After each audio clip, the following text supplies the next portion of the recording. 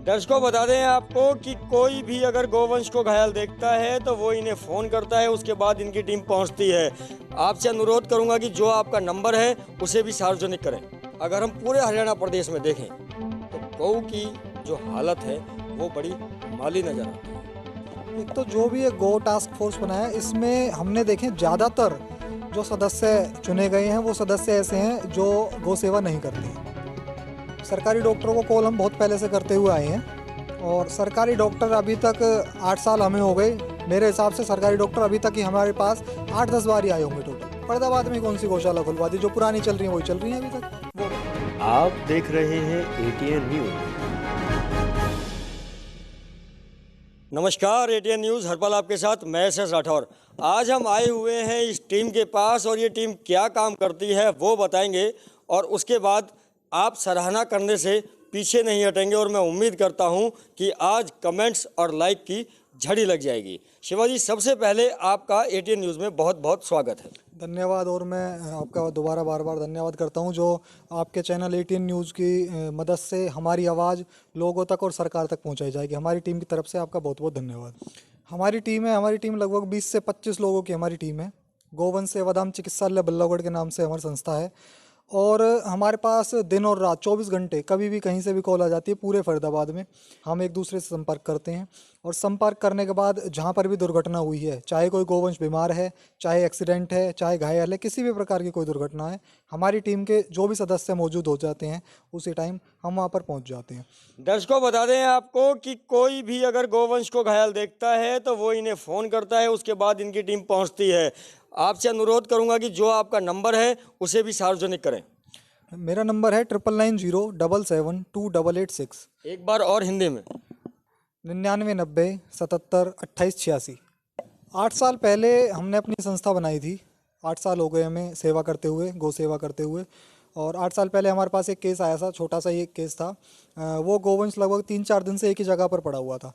हमने देखा, हमने वहाँ पर छोटा मोटा उसका इलाज किया। इलाज करने के बाद बहुत सारी कॉल की हमने, कहीं से किसी का नंबर मिला, कहीं से किसी का नंबर मिला, लेकिन हमें कोई भी समाधान नहीं मिला और वो गोवंश वहीं पर मर गया कम से कम 3-4 दिन बाद।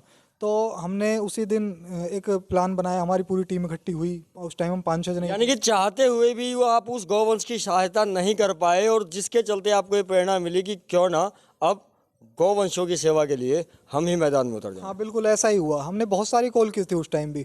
हमने कहीं कहीं से नंबर लिए, गूगल से नंबर लिए, हर जगह से नंबर ले लिए, लेकिन कहीं से भी हमें कोई सहायता नहीं मिली। गौशालाओं में भी हमने जाकर बात की थी, वहाँ से भी हमें कोई सहायता नहीं मिली। जो निराशा इन्हें मिली वो निराशा किसी और को ना मिले, जिसके चलते ये खुद गौ सेवा में उतर गए। तो आप दर्शकों मान सकते हैं कि जिस निराशा के चलते इन्हें प्रेरणा मिली कि क्यों ना गौ की सेवा ही हम अब स्टार्ट कर दें अपनी टीम बनाकर। तो मैं उम्मीद करता हूं कि जो कोई भी इनके पास कॉल करेगा, गौवंश से संबंधित कोई उसको सहायता चाहिए, तो ये उसको निराश नहीं करेंगे। आज एक छोटा सा प्रश्न है मेरा। इतने सारे गौ सेवक हैं जो सेवा कर रहे हैं जिला फरीदाबाद के अंदर। हरियाणा सरकार ने गौ सेवा आयोग अलग से बनाया है, पर उसके बावजूद भी अगर हम पूरे हरियाणा प्रदेश में देखें तो गौ की जो हालत है वो बड़ी माली नज़र आती है। उसके लिए आप क्या कर रहे हैं जो खास तौर से लावारिस सड़कों पर घूम रही है? एक तो जो भी ये गो टास्क फोर्स बनाया है, इसमें हमने देखें ज़्यादातर जो सदस्य चुने गए हैं वो सदस्य ऐसे हैं जो गौ सेवा नहीं करते हैं, बिल्कुल नहीं करते हैं। कुछ ऐसे हैं, गौशाला तो खोली हुई है लेकिन सेवा के नाम पर आगे तो आए। कोई रोड पर गाय पड़ी हुई तो उसे उठाने तो आए, वो गौ सेवा ही है। थोड़ी ना कि गौशाला खोल ली और हम गो टास्क फोर्स में आ गए, ये कोई सेवा नहीं हुई। और जितनी भी अभी हमारे यहाँ पर गौशालाएं कितनी हैं, 8 गौशालाएं हैं पूरे फरीदाबाद में। और अगर सिरसा की बात करें तो 132 गौशालाएं हैं। 60-70 हज़ार गोवंश जो दुर्गति से जी रहे हैं, बिल्कुल दुर्गति हुई पड़ी है। रोडों पर हम डेली देखते हैं जिनको कोई तस्कर उठा के ले जा रहे हैं रात को, या दिन में एक्सीडेंट हो रहे हैं, रात को एक्सीडेंट हो रहे हैं। मतलब कुल मिला के उनकी दुर्गति है। जो इलाज की प्रक्रिया आप अपनाते हो, सड़क पर ही जाकर ऑन साइट उसका इलाज करते हो, तो क्या ऐसा संभव नहीं है कि आप किसी सरकारी डॉक्टर को फ़ोन करें और वो सरकारी डॉक्टर वहाँ पे जाए? सरकारी डॉक्टरों को कॉल हम बहुत पहले से करते हुए आए हैं और सरकारी डॉक्टर अभी तक 8 साल हमें हो गए। मेरे हिसाब से सरकारी डॉक्टर अभी तक ही हमारे पास 8-10 बार ही आए होंगे टोटल।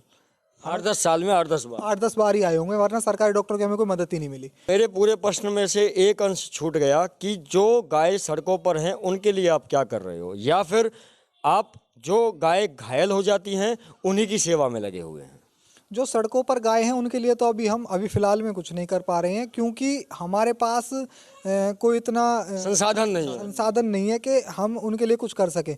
ना ही गौशालाएं हैं, अगर चलो गौशालाएं भी हों तो भी हम ये सोचेंगे कि भाई इनको गौशालाएं हम भिजवा सकते हैं, कुछ ना कुछ करेंगे जिससे गौशाला पहुंच जाए। लेकिन यहाँ तो गौशालाएं भी, जिनको गौशाला को तो अगर हम ये बोल देते कि ये बीमार गाय है इसको ले लो, तो गौशाला मना कर देते, साफ मना बोल देते हैं, वो तो हॉस्पिटल भेजो, उन्हें कहाँ छोड़ें। गौ को लेकर सरकार की तरफ किस उम्मीद से आप देखते हैं? अभी तक तो हम सरकार की तरफ किसी भी उम्मीद से नहीं देखते, क्योंकि सरकार तो बहुत दिन से कहती आ रही है, ये सरकार बनी थी गौ माता के लिए कि गौ माता के लिए हम ये करेंगे वो करेंगे। अभी तक तो गौ माता के लिए हिंदुत्व का एक बहुत बड़ा मुद्दा लेकर ये लोग 2014 में आए सरकार में, और हिंदुत्व की अगर हम बात करें तो हिंदुओं के अंदर गौवंश का एक अलग ही भगवान के बराबर में जो है दर्जा प्राप्त है। हाँ हाँ बिल्कुल, सारे हमारे 33 करोड़ देवी देवता उसी में तो वास करते हैं, गौ माता में, और गौ माता का ही कुछ हो नहीं रहा। अभी सरकार ने बनने से पहले तो यही कहा था हम गौ माता के लिए ये करेंगे, गौशालाएं खुलवाएंगे। फरीदाबाद में कौन सी गौशाला खुलवा दी? जो पुरानी चल रही हैं वही चल रही हैं अभी तक, वो भरी पड़ी हैं। उनमें जाके बोल दो भैया ये गाय हैं, इनको ले लो, एक्सीडेंट हो गया था, साफ मना कर देते हैं, ले जाओ। अब उन्हें हम कहाँ लेकर जाएँ? ऐसा कोई सुझाव कि आपकी ये बात सरकार तक पहुँचे और मान लो कि वो सुझाव को मान ले तो गौवंश का उद्धार हो सकता है फरीदाबाद में या हरियाणा प्रदेश में या अपने पूरे देश में, ऐसा कोई सुझाव? फरीदाबाद में इतने सारे गांव हैं और हर गांव में गोचर भूमि है। अगर सरकार चाहे तो गोचर भूमि हर गांव में, चरागा भूमि जिसे हम बोलते हैं। हाँ बिल्कुल वही गोचर भूमि, चरागा भूमि। अगर सरकार चाहे तो हर गांव में ना खुलवाए, हर 5 किलोमीटर पे गौशाला खुलवा दे तो भी बात बन जाएगी। लेकिन कौन इस्तेमाल कर रहा है उस चरागाह भूमि का? क्योंकि गाय तो इस्तेमाल कर नहीं पा रही। गोचर भूमि का आधे गांवों में तो हमने, गाय के घर में किसी और ने अपना घर बना लिया। बिल्कुल बिल्कुल यही है, आधे गांवों में तो हमने देखा भी है गोचर भूमि पर सरपंचों के कब्जे हैं। कोई खेती कर रहा है, कोई ऐसी पड़ी है, किसी पे सरपंचों ने कुछ बना रखा है। क्यों ना गोचर भूमि को गोचर के लिए इस्तेमाल किया जाए। ना तो ये सरकार कर रही है, ना वो सरपंच कर रहे हैं। चाहे तो सरपंच भी कर सकते हैं और सरकार तो कर ही सकती है, पर सरकार भी कोई ऐसा कदम उठा ही नहीं रही।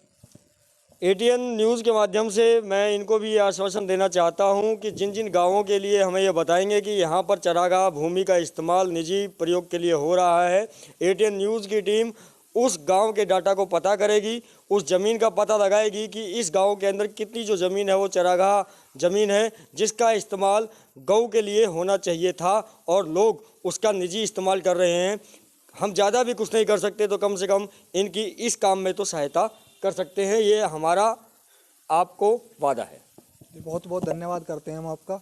हमारे सूत्रों से हमें ये पता चला है कि कई सारे ऐसे गौ सेवक हैं जो पिछले 10-12 सालों से गौ सेवा करते आ रहे हैं और उनकी जो गौ माता के प्रति जो एक आस्था है उसके चलते उन्होंने अपने जो इन्वेस्टमेंट्स हैं, जो प्लॉट्स हैं वो तक बेचे हैं और आज उनकी ये हालत हो गई है कि सरकार तो कुछ कर नहीं रही और वो अब और ज़्यादा गौ के लिए कुछ कर नहीं पा रहे हैं। क्या कहेंगे इस पर? ऐसे हमारे बहुत से गौ भक्त हैं जिन्होंने अपने परिवार भी छोड़े थे और परिवार वालों उन्होंने गालियाँ भी दी थी, लेकिन वो फिर भी गौ माता के लिए करते रहे कि हमें गौ सेवा करनी है। जॉब छोड़नी पड़ी उन्हें, जॉब छोड़ने के बाद उनके पास कोई काम धंधा नहीं रहा, घर परिवार चलाने के लिए कोई काम धंधा नहीं रहा, पैसे नहीं रहे, लेकिन फिर भी वो गौ सेवा करते रहे कि कोई बात नहीं, ये बाद में भी कर लेंगे, सरकार कभी तो सुनेगी। ना तो उनकी सरकार ने सुनी और उल्टा बर्बाद भी हो गए। यानी कि 2014 से पहले जो गौ सेवकों का, गौ भक्तों की एक जो उम्मीद थी भारतीय जनता पार्टी से, उस उम्मीद पर साफ तौर पर पानी फिरता हुआ नजर आ रहा है गौ भक्तों को। हाँ बिल्कुल ऐसा ही हो रहा है।